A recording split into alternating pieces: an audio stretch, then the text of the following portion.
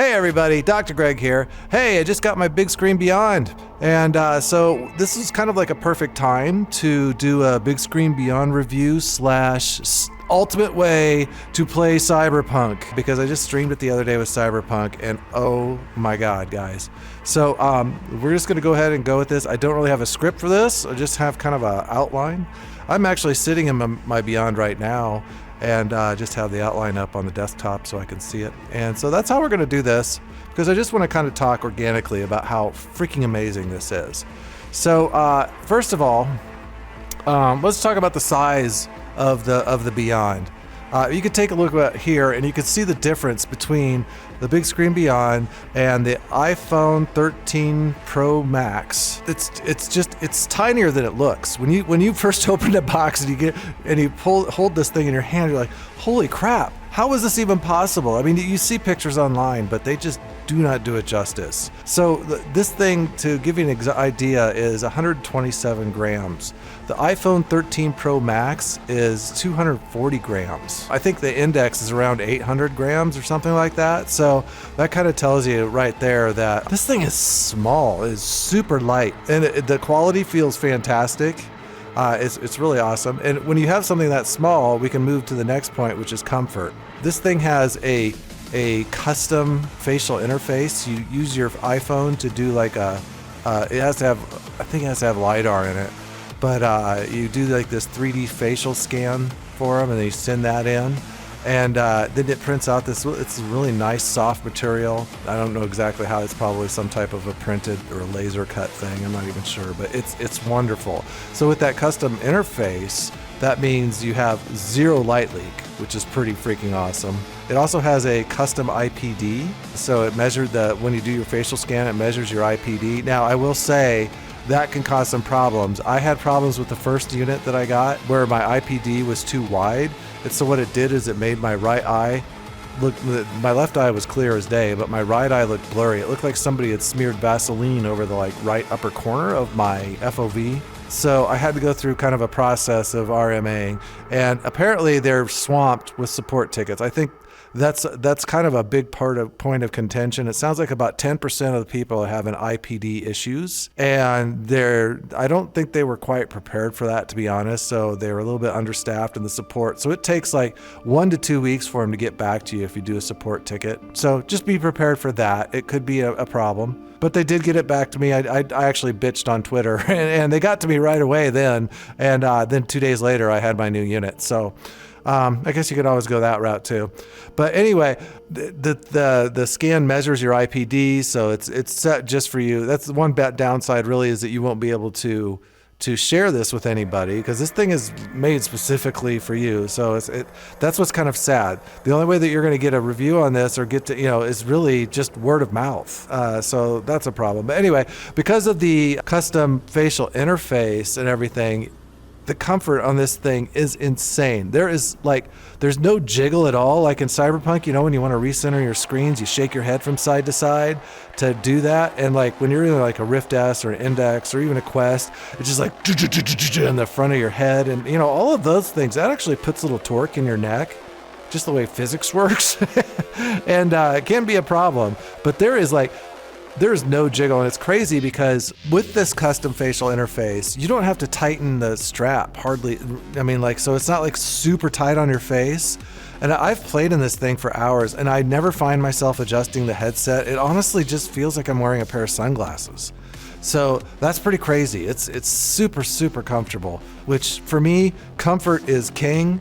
That's one of the reasons I played in the Rift S over the Index, because I found the Rift S more comfortable than the Index, even though the Index is a better headset. And another nice thing, because a small thing, right now I have a mug of coffee and I can drink it. I don't have to worry about hitting you just heard me, I just went. It doesn't hit my headset because it's so small. It's just awesome.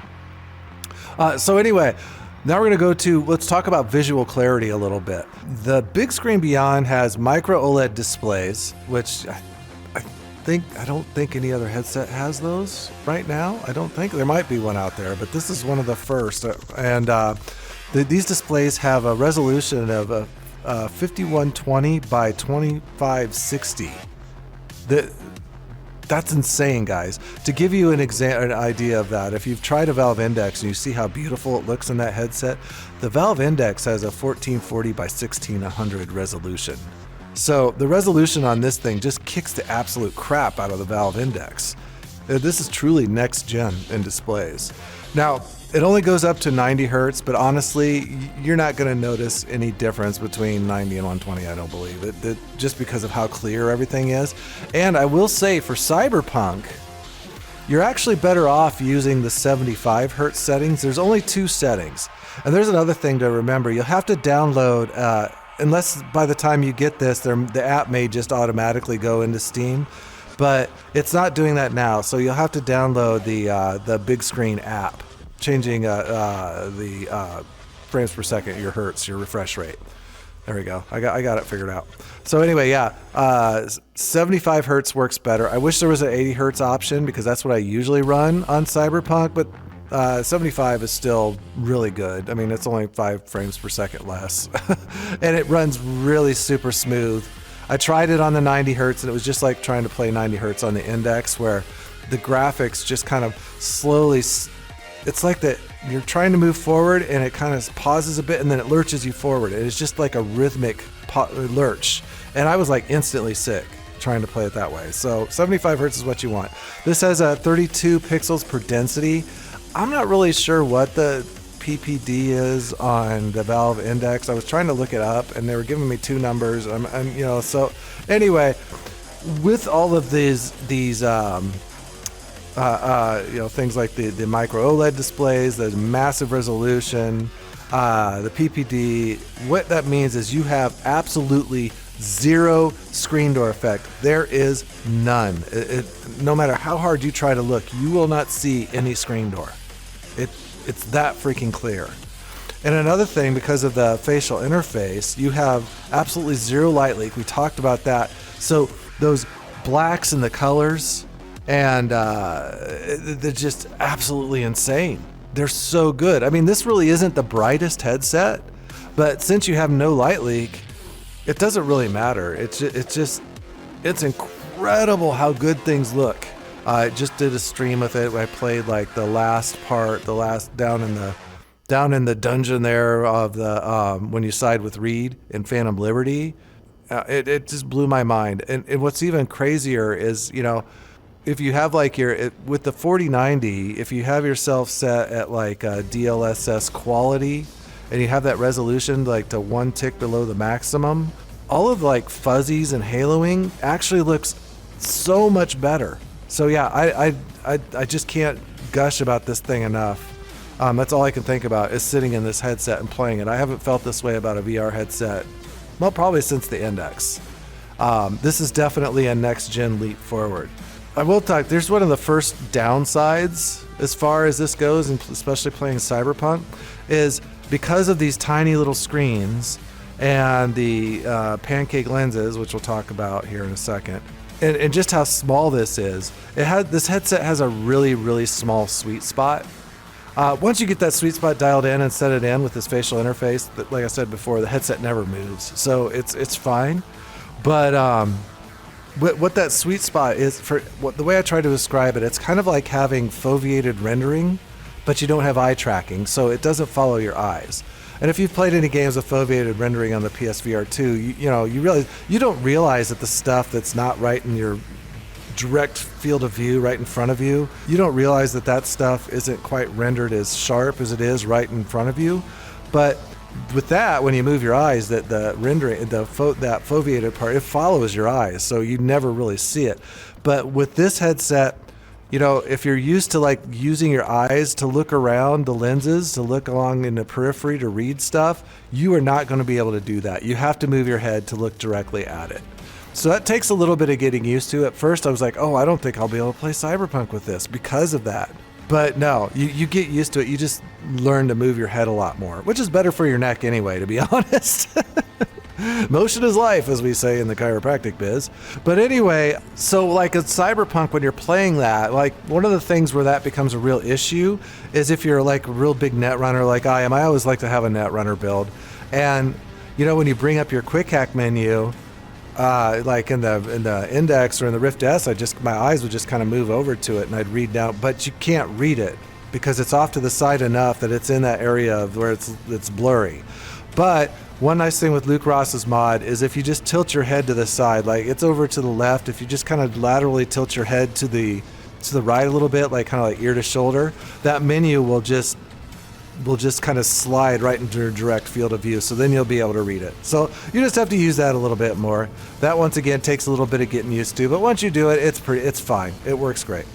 And like I had said before, make sure that if you can, to set your DLSS quality in the game in Cyberpunk to quality. Even on balance, what I've noticed, I really didn't ever notice this until the 2.0 update, but what'll happen if you're on balanced or performance mode, you'll get these kind of weird lines moving through the characters' faces when you're talking to them. It's really bizarre looking, and it's just bugs the crap out of me. And the farther the way they get, the worse it gets. But at quality, all of that disappears. It looks fantastic. So if you can use quality DLSS and it doesn't kill your performance, do that. With the 4090, you should have no problem. So yeah, include as far as the ultimate way to experience Cyberpunk, you need a PC that can run AER2. So we're probably talking like a 4080 to a 4090. So we're not talking about a cheap PC here. And this headset is $999. Plus, if you don't have Steam VR, you're going to have to get the base stations or the lighthouses and some controllers. Because it doesn't come with controllers, so you'll need or Valve Index controllers is what I've been using, and they work great. The FOV in this headset, actually, I cannot believe how much FOV, whatever they've done, that they have crammed into this tiny little headset. It's 102 degrees. That's better than what I had on the Rift S. The Rift S, I always felt like I was looking through binoculars and everything, but I got kind of used to it. So for me, putting on this headset, it's not as good as the Valve Index, obviously. That's 130 degrees FOV, so it's really nice.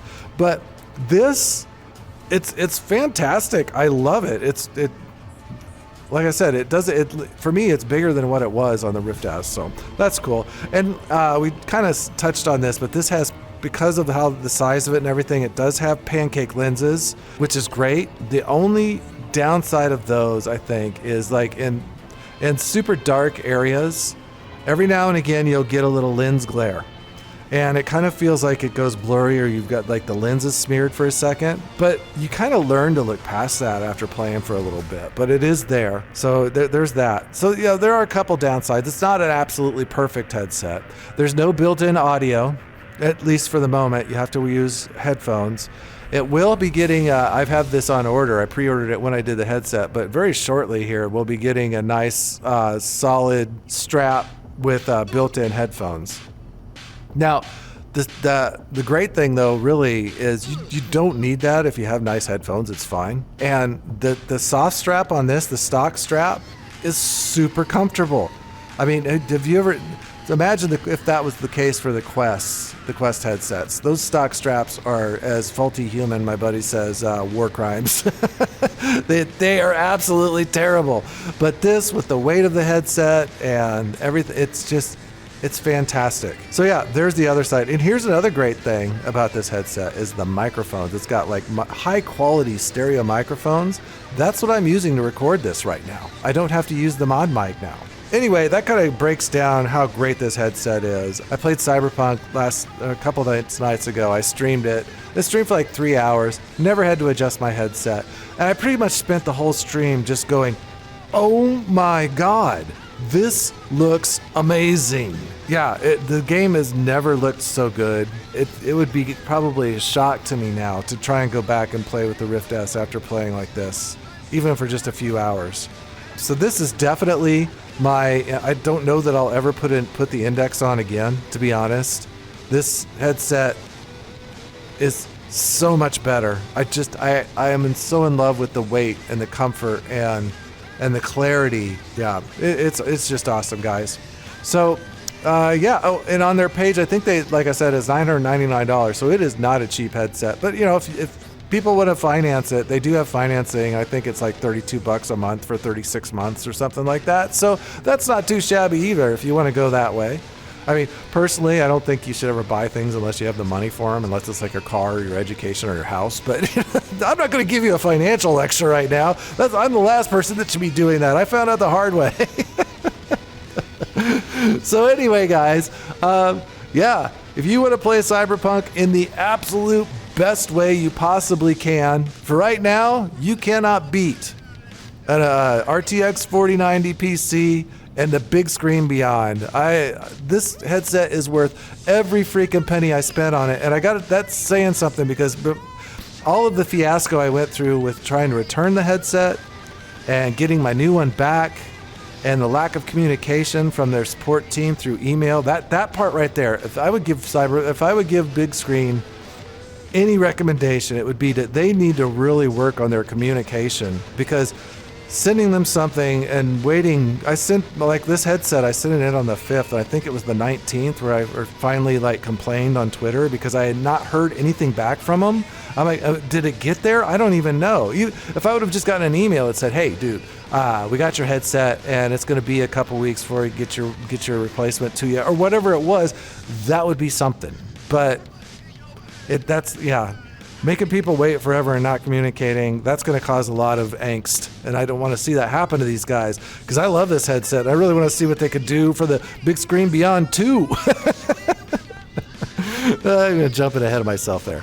But anyway, guys, that's my review. I give this headset, if I had to do stars, I would have to say I give it a 9 out of 10, just because of the couple little problems with it, but with the glare and this very, very small sweet spot. Other than that, it's just amazing. And other people might have other opinions. There's lots of you guys that are much larger than me out there as far as subscribers and all that kind of stuff that have put their 2 cents in. I think everybody's consensus though is pretty much it's totally worth the money. It's an amazing headset. This is next gen. So yeah, make sure you hit like and subscribe if you found this helpful, and click on that little notification bell.